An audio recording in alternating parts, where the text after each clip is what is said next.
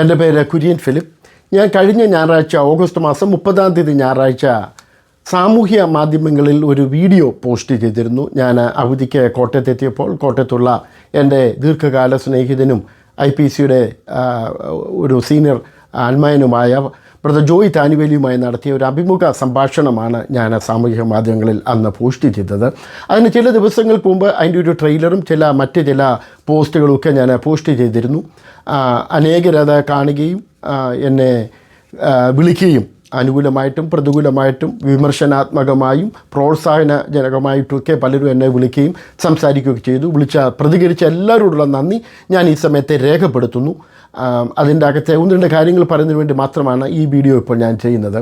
അതിൻ്റെ അകത്ത് ഞാൻ ട്രെയിലറിൻ്റെ അകത്ത് ഒരു വാക്ക് ഇങ്ങനെയുണ്ട്: IPC ജനറൽ പ്രസിഡൻറ്റിനെ കടലാസിന് വില മാത്രം നൽകി കേരളത്തിൽ പുറകിൽ നിന്നുകൊണ്ട് ഭരണം നിർവഹിക്കുന്ന എന്ന ഒരു പദപ്രയോഗം, ഒരു വാചകം അതിൻ്റെ അകത്തുണ്ട്. അത് ഇന്ത്യ പെന്തക്കോസ്ത് ദൈവസഭയുടെ general president pastor Valsan Abraham ഒരു കടലാസ് കഷ്ണമാണെന്ന് പറയുവാനുള്ള ഒരു ശ്രമമൊന്നും അതിൻ്റെ അകത്ത് നടത്തിയിട്ടില്ല.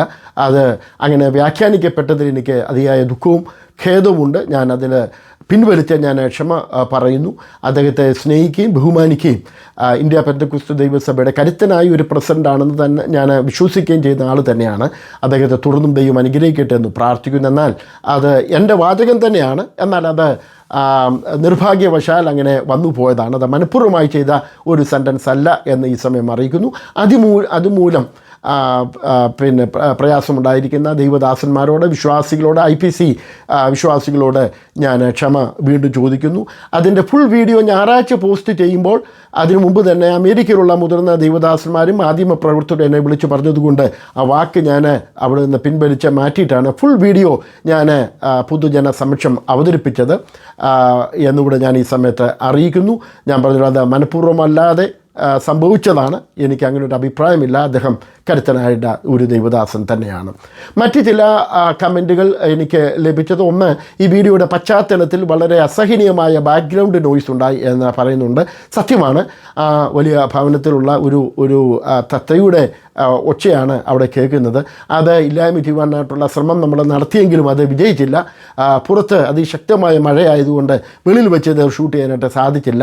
സ്റ്റുഡിയോയിൽ വെച്ച് ഷൂട്ട് ചെയ്ത പ്രോഗ്രാം അല്ല അത്. പെട്ടെന്ന് ഞാൻ വീട് വിസിറ്റ് ചെയ്തപ്പോൾ ചെയ്തൊരു പ്രോഗ്രാമാണ്. അതുമൂലം നമ്മുടെ അനുവാചകർക്ക്, പ്രേക്ഷകർക്കുണ്ടായ പ്രയാസത്തിലും ഞാൻ ദുഃഖം രേഖപ്പെടുത്തുന്നു. നിങ്ങളുടെ നിർദ്ദേശങ്ങൾക്ക് ഒത്തിരി നന്ദിയുണ്ട്.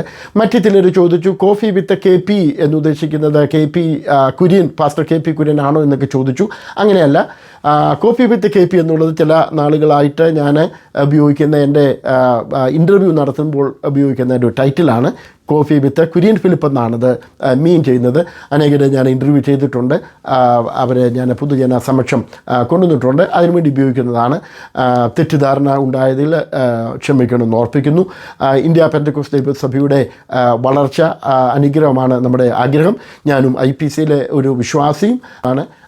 IPCയുടെ ഞാൻ നമ്മുടെ പ്രസ്ഥാനം നന്നായിട്ട് പോകാനായിട്ട് വളരെ ആഗ്രഹിക്കുന്ന ഒരു വ്യക്തി തന്നെയാണ്. എന്നാൽ അതിൻ്റെ പൊളിറ്റിക്സിലോ അതിൻ്റെ മെറിറ്റിലോ ഒന്നും ഞാൻ ഇടപെടാറില്ല. ഒരു മാധ്യമ പ്രവർത്തകൻ എന്നുള്ള നിലയിൽ ബാലൻസ് ചെയ്തുള്ള വാർത്തകൾ മാത്രമാണ് എൻ്റെ ചാനലിൽ ഉൾപ്പെടെയുള്ളിടത്തൊക്കെ ഞാൻ കൊടുക്കുന്നത്.